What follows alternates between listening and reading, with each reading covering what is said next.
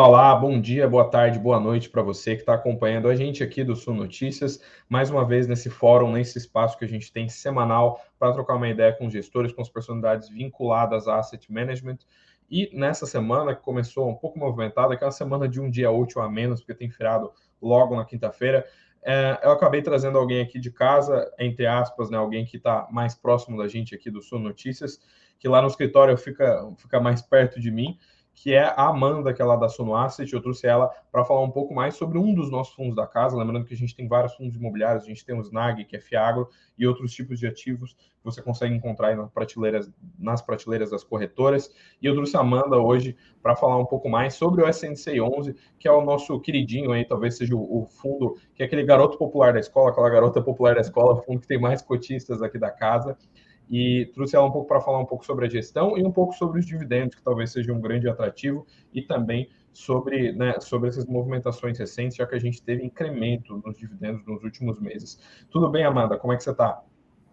Tudo bem, Edu? Tudo bem, pessoal? Tô bem, muito obrigada aqui pelo espaço, principalmente para falar do SNCI, né? Hoje, como você comentou, um fundo que tem o maior cotistas aqui da Asset, são quase 45 mil cotistas, e de maior tamanho também, né? O nosso segundo fundo que nós lançamos, crescemos eles 4 vezes, hoje é um fundo de 420 milhões, então muito bacana a gente ter espaço para falar um pouquinho mais sobre o fundo e a estratégia dele.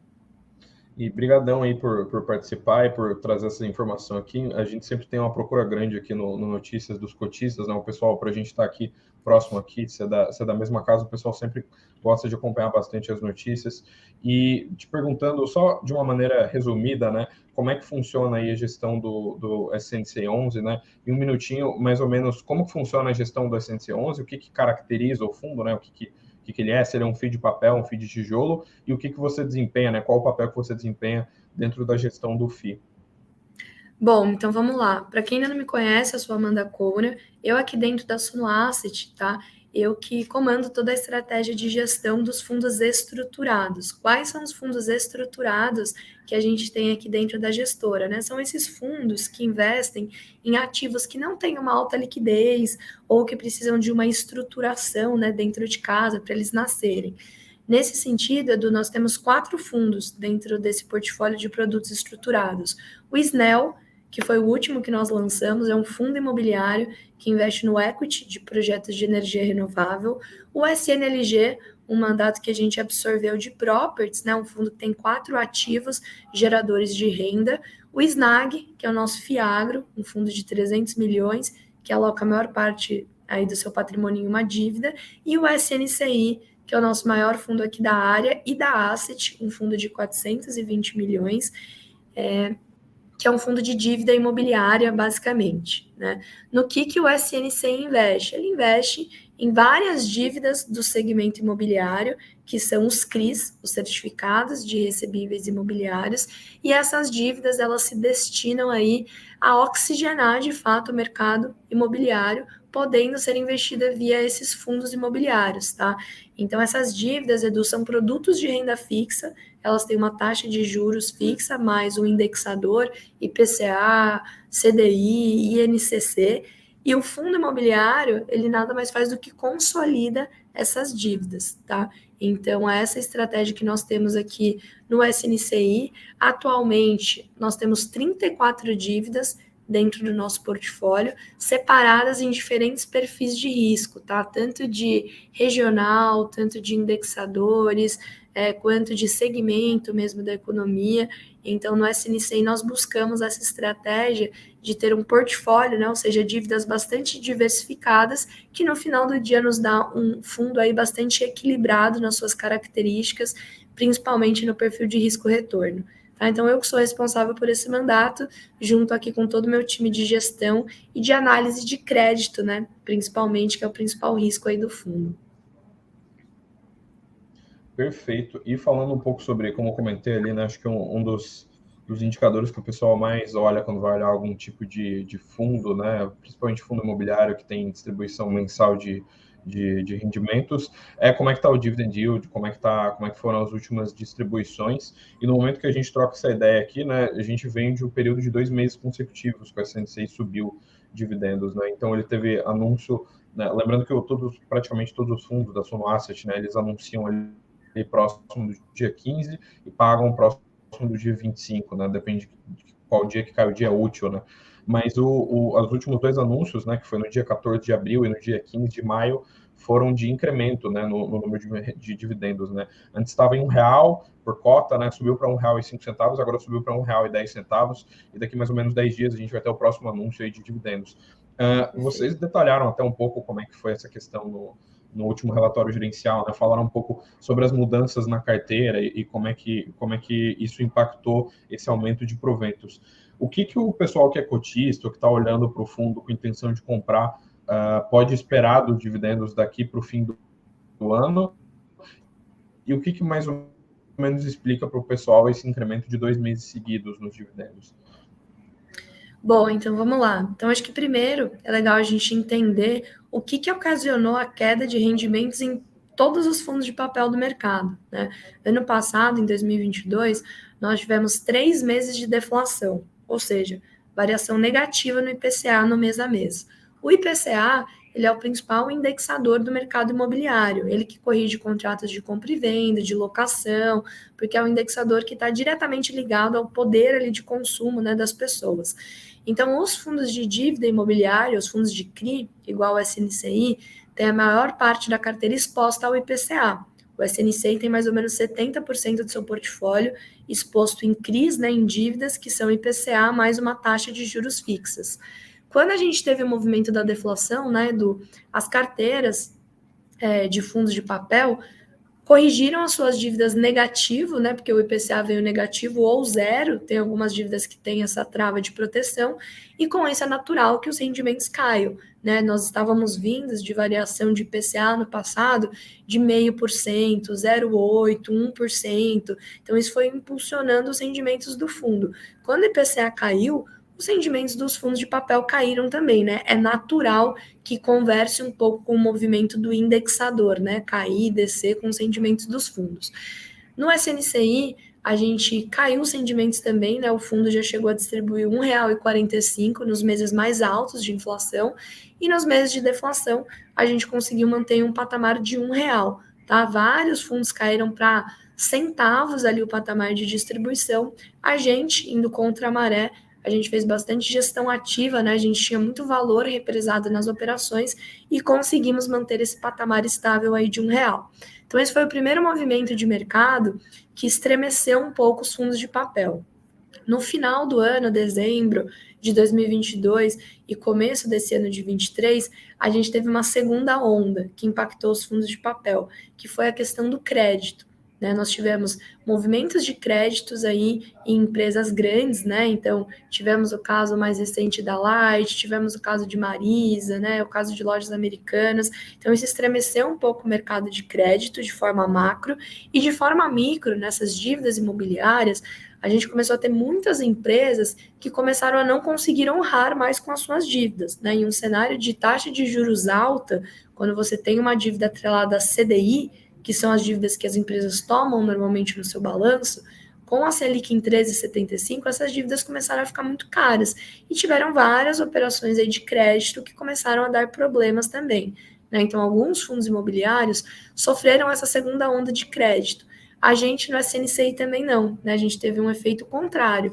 Nós somos muito próximos aí a todos os devedores das nossas operações, inclusive a gente mostra isso no nosso relatório de monitoramento, né? Mês a mês, como que estão essas operações que têm um risco maior de obras e de vendas, e a gente conseguiu manter uma saúde de crédito para o fundo. Então, o fundo se recuperou do período de deflação, a carteira dele estava saudável, a gente não teve nenhum caso preocupante ali de inadimplência, de crédito mesmo das operações, e somado a isso, Edu, a gente teve o IPCA voltando a ser positivo, né, todos os meses, o nosso portfólio com 30% em exposição em CDI, que ajuda na rentabilidade da carteira, e nós fomos liquidando pedaços de operações que tinham uma taxa de juros alta, então que foram incrementando a rentabilidade. Todos esses fatores juntos contribuíram para a gente voltar a subir os rendimentos do fundo. Né? Então, como você muito bem comentou, depois desses meses aí, ficamos 6 meses distribuindo R$ 1, esses fatores, né, macros e micros, começaram a contribuir para a carteira da SNCI, e a gente vem aumentando o patamar de distribuição. Né? O que os cotistas podem esperar daqui para frente? Se a gente analisa na carteira do fundo, as nossas dívidas, elas rendem, tá, no prazo médio do fundo, 15% ao ano, acima do que a gente está distribuindo agora. Né? Então, eu diria que ainda tem um caminho de distribuição aí para a gente trabalhar junto com os cotistas, né, para a gente trabalhar ali no fundo, óbvio, a gente tem que ter sempre muito cuidado, né, porque o mercado tem essas surpresas de inflação, de crédito, então a gente faz isso sempre de forma muito cuidadosa, mas acho que a mensagem aqui é que começamos, né, esse é o começo do movimento de reajuste aí de rendimentos, dada a situação da carteira, dada a situação do mercado, até a gente chegar no patamar estável, né, que a gente chama de velocidade de cruzeiro de rendimentos para o fundo. Então, foi um pouco disso que aconteceu, né, no histórico aqui, e é isso que o cotista pode esperar do futuro, tá? A gente continuar esse movimento de geração de valor e de qualidade da carteira sendo concretizada em rendimentos distribuídos. Perfeito. E aproveitando que você citou, né, só tocando um pouco nesse tema que é um pouco macro, né, que foi esses eventos de crédito que aconteceram, principalmente light americanas, né? Eu me recordo que não só nos relatórios daqui, né, mas a maioria dos relatórios de gestão e de FIIs ou de fundos que tinham essa exposição a crédito era muito perceptível, né? Se desse Ctrl F em quase qualquer PDF, estava lá, ou Americanas ou Light sendo citada, porque foi um evento que mexeu bastante com o mercado.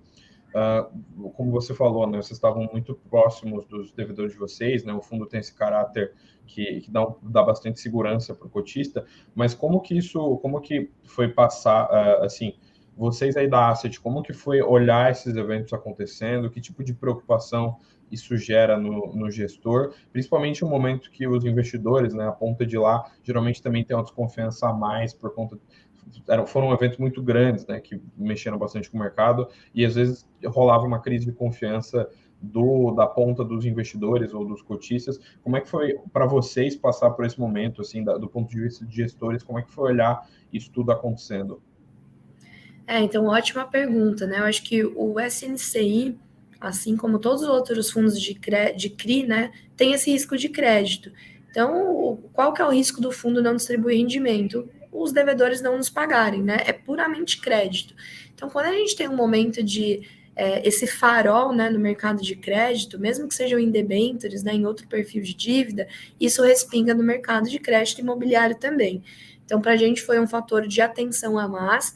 Só que, ao mesmo tempo, Edu, a gente faz isso no nosso dia a dia, né? Assim, grande parte da gestão, depois que um fundo é alocado, o que significa, né, a palavra gestão? É você acompanhar. Se o seu fundo tem um perfil de crédito, você está acompanhando o crédito dele. Então, isso para a gente veio em uma época ali, no começo do ano, que a gente já trabalha os nossos relatórios de monitoramento. Então, todo mês, as operações que têm risco, obras e vendas, que hoje são um pouco mais de 50% da carteira do fundo, a gente está muito próxima dos devedores. Né? Então, a gente já sabe o que está acontecendo, a gente já sabe os pontos de atenção. Então, isso para a gente já foi natural. Somado a isso, a gente faz um relatório de risco semestral, que a gente trabalha nele no começo do ano, a gente vai divulgar, inclusive, esse mês, e depois a gente começa a trabalhar no próximo relatório de risco, né? São 2 no meio do ano para divulgar mais para o final do ano. Então a gente estava trabalhando nesse relatório de risco e a gente aproveitou e foi mais cuidadoso nos pontos de risco que a gente aborda. Tá? A gente atualizou alguns parâmetros do nosso rating de crédito, a gente trouxe, né, isso vai estar disponível para o mercado, um painel de acompanhamento das garantias, porque em um cenário de estresse, a operação não paga, o que você faz? Você aciona as garantias dela. E muitas garantias de operação de CRI, né, elas estão lá no papel falando que existe, mas elas têm que estar registradas, tem toda uma burocracia de cartório. Então, a gente aproveitou esse momento, né, de farol vermelho aí no mercado de crédito e a confecção desses nossos relatórios para ser mais clínico, né, mais cuidadoso nas informações que a gente quis dar visibilidade para o mercado e na checagem, de fato, de composição de garantias, tá? Inclusive, a gente fez um trabalho muito legal de ajuste de garantias no começo do ano, de operações que estavam com garantias desatualizadas ou que ainda não tinham sido registradas, né? Então, acho que, enfim, levantou essa bandeira, mas do nosso lado, a gente já é uma casa que preza muito por essa gestão, né? Já está no nosso DNA isso. Então, para a gente foi natural, né, acompanhar nossas operações e trazer toda essa credibilidade para a carteira do fundo. E isso o investidor consegue ver nos nossos relatórios, né? Então a gente fica confortável nessa questão de prestação de contas, e se algo acontecer, né, algum evento de crédito acontecer na carteira do SNCI, a gente entende que para os nossos investidores não vai ser uma surpresa, porque é algo que a gente vem falando todos os meses, né? A gente prepara literalmente o investidor para uma operação que começa a deteriorar o seu valor. Né? Então, por que a gente faz isso? Para o fundo depois não desabar a cotação do mercado, né? Para os cotistas entenderem qualquer problema, sem necessariamente precisar se desesperar e vender uma cota, né? Realizando prejuízo. Então, Edu, acho que isso é algo que está muito no nosso DNA e nesse momento até joga a favor, né? Porque acho que os cotistas buscam casas que tenham esse cuidado mesmo com crédito. Então, a gente consegue se provar nesses ciclos, né? De um pouco mais de estresse aí de mercado. Perfeito. E só aproveitando o ensejo aqui, né, já que você falou um pouco dos relatórios da casa, né, desses relatórios de risco e afins, só lembrando aqui, jogando na tela para o pessoal dar uma olhada também, quem estiver acompanhando por plataforma de áudio acaba que não consegue ver, mas a gente tem o SNCI tem lá na página, né, a gente consegue ver, até abrir isso com o Snag também, no episódio com o Vitor, né, que é CEO lá da Suno Asset, trocou uma ideia comigo aqui há algumas semanas, que sempre rolam esses relatórios gerenciais com todos os detalhes, né? Então, o cotista que quiser dar uma olhada, além da carta de gestor, né? Além de ler o PDF, ler o que está acontecendo no fundo, sempre consegue ver o número de CRIs, todos os detalhes da carteira, quais os fundos né? Quais os certificados que o SNCI está alocado. Então, é só jogar lá Suno Asset SNCI 11 no Google, que você vai achar lá a página normal, a página, né, que é só do SNCI 11, para dar uma olhada nesse relatório. E o relatório que você citou, eu lembro até que eu troquei uma ideia com alguém da Asset aí sobre isso há um tempo atrás, que ele é um relatório sobre risco, né? E como você bem falou, tem essa coisa toda de acompanhar, monitorar risco nesse setor que o SNCI atua. Ele é um relatório meio a mais, né? É um relatório que vocês estão, assim como esse relatório que está na tela, né? É uma transparência que vocês dão a mais para os cotistas, né? Porque uma classe de ativo que quer não, a pessoa meio que está entregando o dinheiro delas para vocês gerirem, vocês estão lá prestando contas, falando, né, na vírgula o que vocês estão falando, o que vocês estão fazendo, né, com o patrimônio líquido do SNCI. Como é que foi assim, bolar esse tipo de coisa e como é que é a decisão de apresentar isso para o mercado, né, ter um nível de detalhe tão grande para entregar para o cotista mês a mês, né, mostrando o número de cotistas, patrimônio líquido, a transparência da lâmina inteira da carteira, como é que é isso e também como é que é o relatório de risco, que é justamente esse outro relatório que ele fala um pouco de como é que é cada ativo da carteira, né, qual que é o risco que os CRIs estão expostos, né? Legal, então vamos lá. Esse relatório do que você está mostrando é um relatório de gestão, né? Ele é um relatório que não é obrigado, tá, os gestores a fazerem, mas é uma boa prática, né? Exatamente para fazer essa prestação de contas dos fundos para o mercado. No final do dia, quem é dono do fundo são os cotistas. Então, para esses fundos que são listados, né, que estão em bolsa, é uma boa prática ali os gestores divulgarem essa informação. E o relatório gerencial, né, virou um documento de praxe, um documento padrão para dar essa visibilidade da carteira. Então, a gente tem esse material, acho que todas as gestoras têm, e postam, né, em frequência mensal, e ele é um material resumido, né? Então a gente traz aí os setores que o fundo está exposto, a lista ali de ativos com as características, na abertura, né, a gente mostra um pouco o raio-x do fundo, então o que é a cota patrimonial, qual foi o último rendimento. Então esse é um relatório padrão de mercado, tá? Que nós fazemos aqui também no modelo Power BI, estamos fazendo agora em PDF também, mas que esse não é assim o grande relatório nosso, né? Quais que são os principais relatórios nossos aqui do SNCI? Quando a gente começou a montar o fundo, a gente é uma casa que a Suno que faz muita originação primária. Então a gente pega essas operações de CRI, óbvio, tem algumas que a gente compra a mercado, mas muitas delas, Edu, a gente montou do zero. A gente sentou ali com as empresas que queriam tomar essas dívidas, entendemos o porquê, né, que elas estavam precisando desse capital, desenhamos a dívida para elas, desenhamos todos os documentos das operações, as garantias. Então a gente é uma casa que gosta de fazer isso, tá? Porque a gente entende que é onde a gente traz o máximo de alinhamentos de risco possível. Uma operação de CRI bem complexa. um documento, inclusive, que suporta um CRI, é um documento de mais de 100 páginas, né? Para eu entender bem, nada melhor do que eu mesma fazer dentro de casa. Então, a gente trouxe, né, esse primeiro passo, que foi essa veia de originação primária, né, de criar os ativos. E junto a isso, dado a complexidade dessas operações, a gente entendeu que a gente precisaria ter um nível de controle muito grande.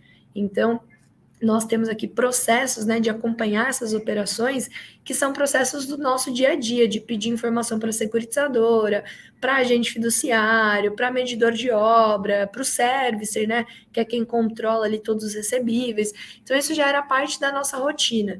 E essa informação para a gente é tão rica, né, nos traz tanta inferência da qualidade da carteira, que a gente quis dividir isso com o mercado também. Né? Então, eu diria que o relatório de monitoramento, que nós fazemos todos os meses, e o relatório de risco, que a gente faz semestral, é grande parte do nosso trabalho de gestão sendo exposto ao público. Tá? Isso que a gente mostra em relatório é o que a gente se preocupa aqui todos os dias, basicamente. Né? O time, enquanto a gente está fazendo essa live, o time está lá, analisando mais operações e garantindo que essas operações que estão aí alocadas estão rodando bem, né? Falando com os agentes que controlam ela, analisando garantias, analisando carteira.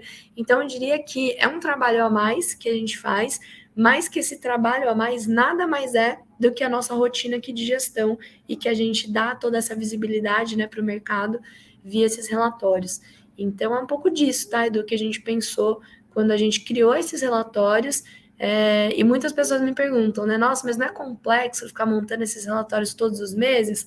É o nosso trabalho de gestão, né? O nosso dia a dia. Então, sim, é complexo, dá trabalho, mas a gente tem estruturas muito robustas, né? E times totalmente preparados para estar recebendo essas informações, digerindo, mostrando, né, para o mercado, mas principalmente sabendo como trabalhar com elas para manter essa qualidade de alocação e o nível de risco do fundo.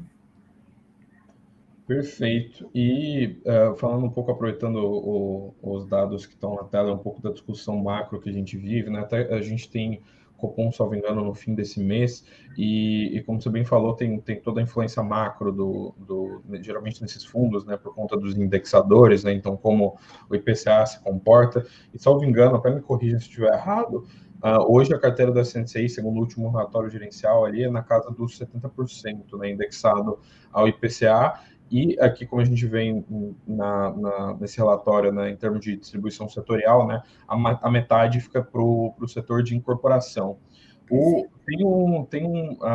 A ideia é que o fundo se mantenha com esse teor de alocação, e como é que vocês estão estimando, como é que vocês enxergam assim, as projeções de Selic e IPCA para o fim desse ano, já que vocês têm que fazer esses ajustes na carteira e calibrar mais ou menos os CRIs que vocês detêm, para né, manter um nível legal, interessante de distribuição de rendimentos para os cotistas. Legal, então vamos lá. Primeiro falando de alocação, né? Quando a gente analisa aí setor e indexador, o fundo tem uma exposição, metade dele está no segmento de incorporação e a maior parte da carteira, né, 70% no IPCA. E por que isso, né? Isso vai seguir assim? Olha, os fundos imobiliários e os CRIs, né, os certificados de recebíveis imobiliários, eles nasceram para atender um financiamento ao setor imobiliário. Então, é normal que a gente tenha uma maior presença de operações de incorporação, é da onde é a raiz, né, de todo o fundo de investimento imobiliário de CRI e dos CRIs, e que a gente tem uma presença maior de IPCA também, porque é o indexador que corrige toda a dinâmica desse mercado de incorporação imobiliário, tá? Então, óbvio, a gente trabalha muito para trazer diversificação para o fundo. Eu acho que ali nos setores dá para ver, né? Nós temos todos os tipos de setores dentro de um crédito imobiliário, né? Então a gente consegue ser criativo e achar de fato estruturas, né, que façam sentido para estar dentro de um CRI, porém, pela característica mesmo do mercado, vai ser normal nós termos uma presença muito maior de incorporação, tá? Ou de incorporadoras, né, tomando dívidas de CRIs no seu balanço, e do IPCA, tá? E eu diria que é isso que traz o dinamismo do fundo, né? Assim, Não adianta eu ter um fundo de crédito imobiliário, de dívida, e começar a fazer dívida só para o setor de óleo e gás, né? Assim, não faz sentido, né? O teor do fundo é crédito imobiliário. Então, sim, por essas características inerentes aí a esse segmento de fundo imobiliário e dos CRIs, a gente vai ter sempre uma exposição maior a IPCA e segmentos de incorporação, tá? Então, respondendo a sua primeira pergunta. Quanto à segunda pergunta, né, quais que são aqui nossas estimativas macros? Então, o IPCA, ele já está se materializando nessa queda de IPCA para o ano, a última estimativa, o relatório Foco saiu ontem, se eu não me engano, a gente já vê um IPCA aqui para esse ano de 5,5%, então está caindo, né, no começo do ano a expectativa era 6%, isso é muito positivo como um todo para o mercado, né, isso quer dizer mais poder de compra para as pessoas, mais investimento, e a Selic também, né? A gente já vê uma eventual queda de juros mais para o final do ano, e a estimativa é que todo ano os juros vai caindo, né? Os juros não caem a uma velocidade tão rápida como o IPCA, ele tem uma dinâmica um pouco mais devagar, mas a gente vê os juros, quem sabe, fechando o ano próximo ali dos 11%, ano que vem indo para 10%, depois para 9%. Então, esses indexadores caindo, Edu, é uma sinalização macroeconômica muito importante, né? A gente está falando de mais poder de compra dos consumidores investirem mais. Então, isso para a renda variável, né, que é o setor que estão os fundos imobiliários, é muito positivo. As cotas dos fundos devem voltar a andar, a ter tração, a ter prêmio. Para a rentabilidade da carteira, você vai falar, nossa, mano, mas aí a rentabilidade da carteira vai cair. É verdade, né? Se os indexadores caem, a rentabilidade da carteira cai também. O que a gente tem a dizer a nível aqui de gestão, né? Nós podemos buscar operações que tenham taxas fixas de juros maiores, né? Então, IPCA mais 12, mais 13, mais 15, a gente consegue compensar essa queda dos indexadores e um aumento da taxa de juros fixas da operação, primeiro ponto. E o segundo ponto, os níveis de distribuição que os fundos de papel estavam pagando no começo do ano passado, do ano retrasado, quando a gente tinha um IPCA na casa de 2 dígitos, né, no ano, não são normais, né? A gente estava tendo esse efeito macroeconômico de ultrainflação e os fundos imobiliários repassam isso. Mas isso não é natural, tá? Se você faz um estudo de 10 anos de fundo imobiliário de papel, os fundos pagam um patamar mais baixo mesmo. E isso é muito melhor, tá? Porque quer dizer um cenário macro mais controlado e uma valorização na cota do seu fundo. Então, acho que o investidor tem que ter essas duas óticas, tá?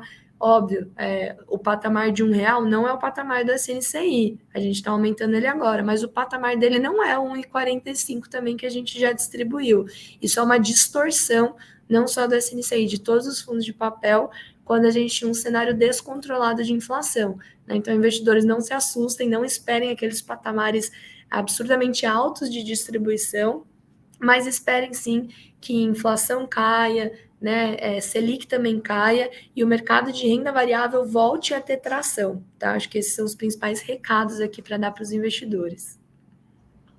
Perfeito, então. E só eu me recordo até de ter vivido um pouco disso, né? Eu já estava aqui quando rolou esse período de inflação, de ultrainflação, e era sucessivo, né? Porque eram vários meses, a inflação anualizada ficou em 2 dígitos durante um tempo considerável, né? Acho que a maioria dos FIIs que eram majoritariamente atrelados ao IPCA tiveram né, um incremento muito grande de dividendos. Mas só para a gente finalizar o papo aqui, acho que descolando um pouco do papo especificamente do SNCI 11, né? Mas tem alguma coisa no setor imobiliário ou no mercado que te chamou a atenção nos últimos meses, algum tipo de ativo, algum tipo de evento? A gente sempre gosta de deixar espaço para os gestores falarem de alguma tese ou de alguma coisa que eles estão enxergando, muitas vezes alguma coisa menos mainstream, ou que o pessoal está discutindo menos nas redes sociais. Tem alguma coisa que te chamou a atenção dentro ou fora da gestão do SNCI ou dentro ou fora da indústria de FIIs? Boa, legal. Então, vou falar de 2 pontos, né? Primeiro, um ponto mais de atenção, que eu acho que a gente até abordou aqui, né? Mas a parte de crédito mesmo, a gente vem acompanhando a inadimplência, né? Das pessoas físicas e das pessoas jurídicas, e elas vêm aumentando, né? Então, se a gente pega a maioria das incorporações aqui, é uma carteira de clientes que estão comprando apartamento, né? E isso vira uma dívida. Então, a gente acompanha muito de próximo esses índices de inflação, né? De inflação não, perdão, de inadimplência. Então, a gente vê a inadimplência para a pessoa física e para a pessoa jurídica aumentando, né? Isso é uma soma de fatores macro também. CDI nesse patamar que ele está, né? As pessoas não conseguindo pagar suas contas, elas deixam alguns pratinhos cair. Então, acho que isso é um ponto de atenção. É por isso que o investidor tem que estar muito ligado nos fundos que ele está investindo, porque o crédito lá dentro tem que estar saudável, por isso da importância desses relatórios, né? Existem perfis e perfis de pessoas físicas que estão inadimplindo. O importante é você ter uma operação robusta, que mesmo que inadimplência, né, ela aguente ali seus pagamentos e que as suas garantias sejam bastante robustas. Então, acho que esse é algo que nos chamou bastante atenção. A gente até colocou numa carta de gestão esse panorama macro de inadimplência de pessoas físicas e de pessoas jurídicas, e eu diria que é o maior ponto de atenção aí do mercado imobiliário, né? Porque a maioria das dívidas, dá para ver isso na carteira do SNCI, são de incorporação, então tem que estar muito próximo mesmo dessas operações para você ter um conforto de nível de crédito, né? Então acho que esse é um ponto de atenção. Acho que um segundo ponto, né? A gente vê cada vez mais operações de CRI explorando estruturas diferentes, né? Então no SNCI mesmo, a gente tem quase 20% do fundo exposto a GD, a geração distribuída de energia, né, a energia renovável. Então, é um setor novo que a gente começa a poder explorar via CRI. Então, acho que isso é um ponto muito legal, tá? Com assim, a melhoria de normas, ou a gente conseguindo encaixar, né, estruturas de outros segmentos no segmento imobiliário, a gente consegue trazer diversificação. Então, acho que isso é super bacana para o investidor. A gente aqui com esse pulso de originação primária, a gente gosta muito, né, de procurar essas operações que não são óbvias, que têm uma boa relação de risco-retorno e que, de fato, somam, né, para a diversificação da carteira e trazer isso para o portfólio da SNCI. Então, acho que esse é um ponto muito legal, tá, Edu? A gente consegue aí, com a regra de forma mais clara, né, da securitização, né, houve uma regra nova ano passado, desses certificados de recebíveis, então isso nos dá amplitude para trabalhar com opções de dívida e dos próprios fundos, né? A gente vai conseguindo encaixar ali melhor as operações e trazer mais diversificação para a carteira. Então trouxe um ponto de risco, né? Questão de inadimplência no mercado, tem que ficar atento, mas esse ponto aqui também de oportunidade, né? De novas operações irem surgindo aí no portfólio do SNCI ou dos fundos de dívida, com essas estruturas aí ficando mais modernas de opções de investimento. Tá? Então, acho que esses são dois pontos super legais que os investidores podem ir acompanhando aí na carteira, que a gente vai tentando trazer cada vez mais. Perfeito, então, muito obrigado pela sua participação aqui, Amanda. Não preciso nem dizer que são portas sempre abertas, porque você já é da casa aqui, já é da Suno, a gente é colega de firma, mas muito obrigado pela participação, muito obrigado pela transparência aí com todo mundo que eventualmente está assistindo a gente, que também é cotista. Lembrando que esse é um fórum semanal, a gente sempre chama gestores ou de FIIs ou de ações, geralmente, então quem quiser aí nos comentários do vídeo ou nas redes sociais da Suno, sugerir próximos entrevistados, outras pessoas do mercado que vocês achem legais, aquele gestor que você tem cota do fundo que você acha legal, faz tempo que você não vê a entrevista dele, pode sempre marcar ele aqui nos comentários, dar uma visão para a gente de quem do mercado que vocês gostariam de ver aqui. E lembrando também, dois pequenos alertas, né? Lembrando, como eu já falei lá atrás, o SNCI vocês conseguem, tal como todos os outros fundos da Suno Asset, só jogar Suno Asset, o nome do fundo no Google, que você consegue acesso a todas as informações que você precisa antes de investir, né? Então, né, os relatórios gerenciais, todos aqueles gráficos que estavam aqui na tela e como é que o fundo funciona, e também sempre dar uma olhada no Suno Notícias com as que a gente tem as atualizações mais recentes do mercado, como é que está abrindo o pregão, como é que estão as notícias das empresas, e também a gente também cobre a indústria de FIIs, então sempre tem dividendo novo do SNCI dos outros fundos da casa, lá no dia 15 ou no dia último anterior, a gente sempre está publicando. Muito obrigado pela sua participação, viu, Amanda? Muito obrigada, Edu, todo mundo que está ouvindo aqui, acompanhando. E se tiverem dúvidas do SNCI ou qualquer outro fundo aqui da Suno Asset, a gente sempre fica à disposição nas nossas redes, podem contar conosco aqui. Muito obrigada, viu? E muito obrigado também para você que acompanha a gente aqui do Suno Notícias. Então é isso, um abraço e tchau, tchau.